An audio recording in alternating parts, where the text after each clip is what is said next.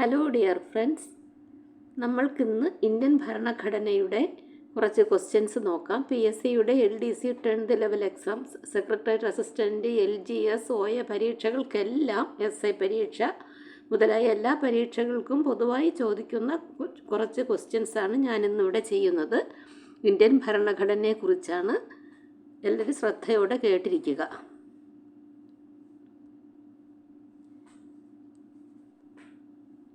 ആദ്യത്തെ ക്വസ്റ്റ്യൻ, ഭരണഘടനയുടെ ദർശനവും ലക്ഷ്യങ്ങളും അവതരിപ്പിക്കുന്ന ഭാഗമേത്? ആമുഖം. ആമുഖത്തിലാണ് ഭരണഘടനയുടെ ദർശനവും ലക്ഷ്യങ്ങളും അവതരിപ്പിക്കുന്നത്. ഇന്ത്യൻ ഭരണഘടനയുടെ അന്തസത്തയായ ആത്യന്തിക മൂല്യങ്ങളെ പ്രതിഫലിപ്പിക്കുന്ന ഭരണഘടനാ ഭാഗം, അതും ആമുഖം തന്നെയാണ്. ഇന്ത്യൻ ഭരണഘടനയുടെ അന്തസത്തയായ ആത്യന്തിക മൂല്യങ്ങളെ പ്രതിഫലിപ്പിക്കുന്ന ഭരണഘടനാ ഭാഗം ആമുഖം തന്നെയാണ്. ഭരണഘടനയുടെ ആമുഖം വ്യക്തമാക്കുന്ന 4 പ്രധാന പ്രതിപാദ്യങ്ങൾ ഏതെല്ലാം? ഭരണഘടനയുടെ ഉറവിടം, ഇന്ത്യൻ സ്റ്റേറ്റിൻ്റെ സ്വഭാവം, ലക്ഷ്യങ്ങളെപ്പറ്റിയുള്ള പ്രസ്താവന, അംഗീകരിച്ച തീയതി. ഇവ 4മാണ് ഭരണഘടനയുടെ ആമുഖം വ്യക്തമാക്കുന്ന പ്രധാന പ്രതിപാദ്യങ്ങൾ.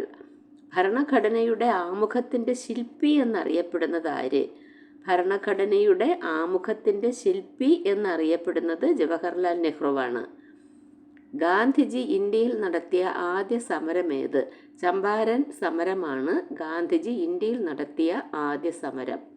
വട്ടമേശ സമ്മേളനവുമായി ബന്ധപ്പെട്ട തെറ്റായ പ്രസ്താവനകൾ ഏതെല്ലാം? വട്ടമേശ സമ്മേളനങ്ങൾ അമേരിക്കയിലാണ് നടന്നത്. ഗാന്ധിജി 2ാം വട്ടമേശ സമ്മേളനത്തിൽ പങ്കെടുത്തു. 1931 3ാം വട്ടമേശ സമ്മേളനം നടന്നത്. സരോജിനി നായിഡു 2ാം വട്ടമേശ സമ്മേളനത്തിൽ പങ്കെടുത്തു. ഇതിൽ തെറ്റായ പ്രസ്താവനയാണ് ചോദിച്ചിരിക്കുന്നത്. വട്ടമേശ സമ്മേളനവുമായി ബന്ധപ്പെട്ട തെറ്റായ പ്രസ്താവന 1ാമത്തെയും 3ാമത്തെയും പ്രസ്താവനയാണ്. വട്ടമേശ സമ്മേളനങ്ങൾ അമേരിക്കയിലാണ് നടന്നത്. 1931 3ാം വട്ടമേശ സമ്മേളനം നടന്നത്. ഇവ രണ്ടുമാണ് തെറ്റായ പ്രസ്താവന.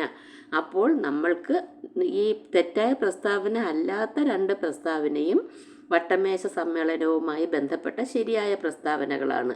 എന്ന് വച്ചാൽ ഗാന്ധിജി 2ാം വട്ടമേശ സമ്മേളനത്തിൽ പങ്കെടുത്തു എന്നുള്ളതും സരോജിനി നായിഡു 2ാം വട്ടമേശ സമ്മേളനത്തിൽ പങ്കെടുത്തു എന്നുള്ളതും ശരിയായ പ്രസ്താവനകളാണ്. ഹേബിയസ് കോർപ്പസ് റിട്ട് ആദ്യമായി എഴുതപ്പെട്ടത് എവിടെയാണ്?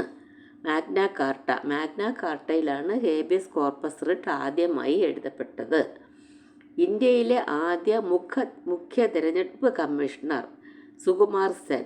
ഇന്ത്യയിലെ ആദ്യ മുഖ്യ തിരഞ്ഞെടുപ്പ് കമ്മീഷണർ സുകുമാർ സെൻ. നിതി ആയോഗിൻ്റെ ഇപ്പോഴത്തെ വൈസ് ചെയർപേഴ്സൺ സുമൻ ബെറി. സുമൻ ബെറിയാണ് നിതി ആയോഗിൻ്റെ ഇപ്പോഴത്തെ വൈസ് ചെയർപേഴ്സൺ.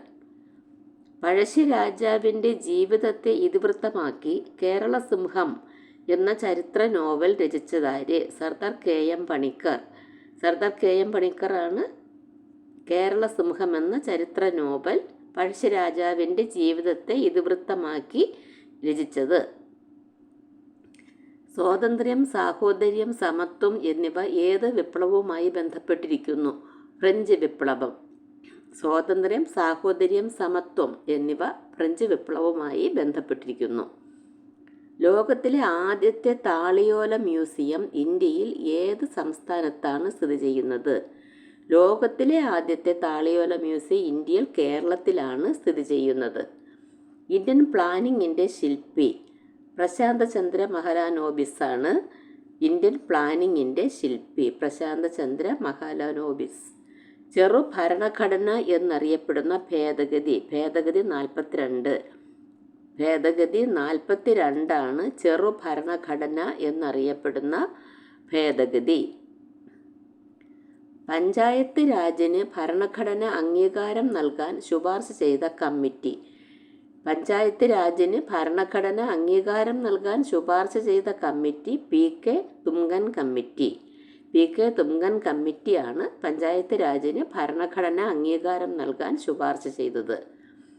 സെൻസസ്, കനേഷുമാരി കണക്കിൻ പ്രകാരമുള്ള സെൻസസ് ഏതിൽ ഉൾപ്പെടുന്നു? Union list. യൂണിയൻ ലിസ്റ്റിലാണ് സെൻസസ്, കനേഷുമാരി കണക്ക് പ്രകാരമുള്ള സെൻസസ് ഉൾപ്പെടുന്നത്. യൂണിയൻ ലിസ്റ്റിൽ ഇന്ത്യയിലെ ആദ്യ ഭരണഘടനാ സാക്ഷര ജില്ല കൊല്ലം. ഇന്ത്യയിലെ ആദ്യ ഭരണഘടനാ സാക്ഷര ജില്ല കൊല്ലമാണ്. പാർലമെൻറ്റിൻ്റെ സഭകളിൽ മന്ത്രിമാർ അവതരിപ്പിക്കുന്ന ബില്ലുകൾ ഏത് പേരിൽ അറിയപ്പെടുന്നു? Government bill. ഗവൺമെൻറ് ബിൽ എന്ന പേരിലാണ് പാർലമെൻറ്റിൻ്റെ സഭകളിൽ മന്ത്രിമാർ അവതരിപ്പിക്കുന്ന ബില്ലുകൾ അറിയപ്പെടുന്നത്.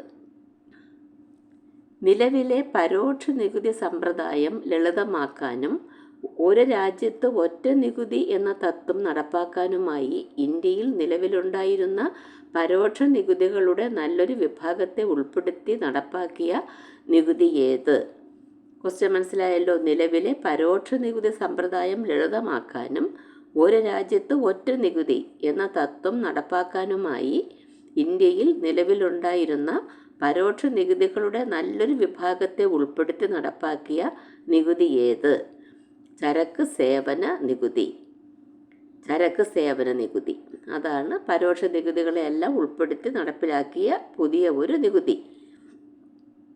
നിലവിൽ GSTയുടെ പരിധിയിൽ ഉൾപ്പെടാത്ത പ്രധാന ഇനങ്ങൾ ഏവ? ഒത്തിരി ഇനങ്ങൾ നിങ്ങൾക്ക് തന്നിട്ടുണ്ട്. അതിൽ ഉൾപ്പെടാത്ത ഇനങ്ങൾ മാത്രമേ ഞാനിവിടെ എഴുതിയിട്ടുള്ളൂ. GSTയുടെ പരിധിയിൽ ഉൾപ്പെടാത്ത പ്രധാന ഇനങ്ങൾ പെട്രോളിയം ഉൽപ്പന്നങ്ങൾ ഉൾപ്പെടില്ല. വൈദ്യുതി, മനുഷ്യ ഉപഭോഗത്തിനുള്ള മദ്യം എന്നിവ GSTയുടെ പരിധിയിൽ ഉൾപ്പെടാത്ത പ്രധാന ഇനങ്ങളാണ്. സംസ്ഥാന ലിസ്റ്റിലോ കൺകറന്റ് ലിസ്റ്റിലോ എണ്ണി പറഞ്ഞിട്ടില്ലാത്ത ഏതെങ്കിലും വിഷയം സംബന്ധിച്ച് നിയമമുണ്ടാക്കാൻ അധികാരമുള്ളതാർക്ക്?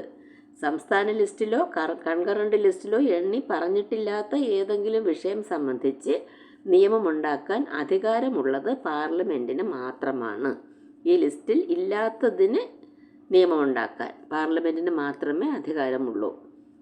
മസ്ദൂർ കിസാൻ ശക്തി സംഘടൻ നടത്തിയ പ്രവർത്തനങ്ങൾ ഇന്ത്യയിലെ ഏത് നിയമനിർമ്മാണത്തിലേക്കാണ് നയിച്ചത്? മസ്ദൂർ കിസാൻ ശക്തി സംഘടൻ നടത്തിയ പ്രവർത്തനങ്ങൾ ഇന്ത്യയിലെ വിവരാവകാശ നിയമം എന്ന നിയമനിർമ്മാണത്തിലേക്കാണ് നയിച്ചത്. വിവരാവകാശ നിയമം ഉണ്ടായത് അതോടുകൂടിയാണ്. ഏത് സംഭവവുമായി ബന്ധപ്പെട്ടുണ്ടായ ദുരന്തമായിരുന്നു wagon tragedy? Wagon tragedy Malabar കലാപം മൂലമുണ്ടായതായിരുന്നു. മലബാർ കലാപം ആ സംഭവവുമായി ബന്ധപ്പെട്ടുണ്ടായ ദുരന്തമായിരുന്നു വാഗൺ ട്രാജഡി.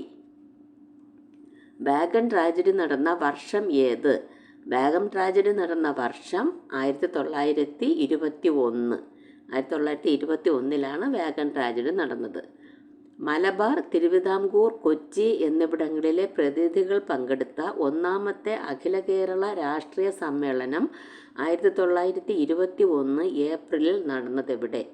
ഒറ്റപ്പാലത്താണ് നടന്നത്. മലബാർ, തിരുവിതാംകൂർ, കൊച്ചി എന്നിവിടങ്ങളിലെ പ്രതിനിധികൾ പങ്കെടുത്ത ഒന്നാമത്തെ അഖില കേരള രാഷ്ട്രീയ സമ്മേളനം 1921 ഏപ്രിലിൽ നടന്നത് ഒറ്റപ്പാലത്താണ്. ഇത് ഇപ്പം ഈ മലബാർ, തിരുവിതാംകൂർ, കൊച്ചി എന്നിവിടങ്ങളിലെ പ്രതിനിധികൾ പങ്കെടുത്ത ഒന്നാമത്തെ അഖില കേരള രാഷ്ട്രീയ സമ്മേളനം നടന്ന വർഷം ചോദിച്ചാൽ 1921. 1921 ഏപ്രിലിലാണ് അത് ഒറ്റപ്പാലത്താണ് നടന്നത്.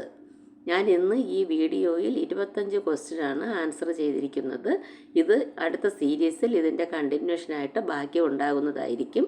എൻ്റെ പഴയ വീഡിയോ നിങ്ങൾ കണ്ടിട്ടില്ല എന്നുണ്ടെങ്കിൽ ഞാൻ PSCക്കും SCERTയിൽ നിന്ന് PSCക്ക് വരുന്ന കുറേ ക്വസ്റ്റ്യൻസും എല്ലാം ചേർത്ത് ഒത്തിരി വീഡിയോസ് ഞാൻ ഇട്ടിട്ടുണ്ട്. നിങ്ങൾ അതൊന്നും കണ്ടിട്ടില്ല എങ്കിൽ നിങ്ങൾ എൻ്റെ എല്ലാ വീഡിയോയും കാണുക, സബ്സ്ക്രൈബ് ചെയ്യുക. അപ്പോൾ നിങ്ങൾക്ക് ഇനിയും ഞാനിടുന്ന എല്ലാ വീഡിയോയും നിങ്ങൾക്ക് കിട്ടുന്നതായിരിക്കും. നല്ലതായിട്ട് പഠിച്ച് PSC പരീക്ഷയ്ക്ക് റാങ്ക് നേടുക. Thank you.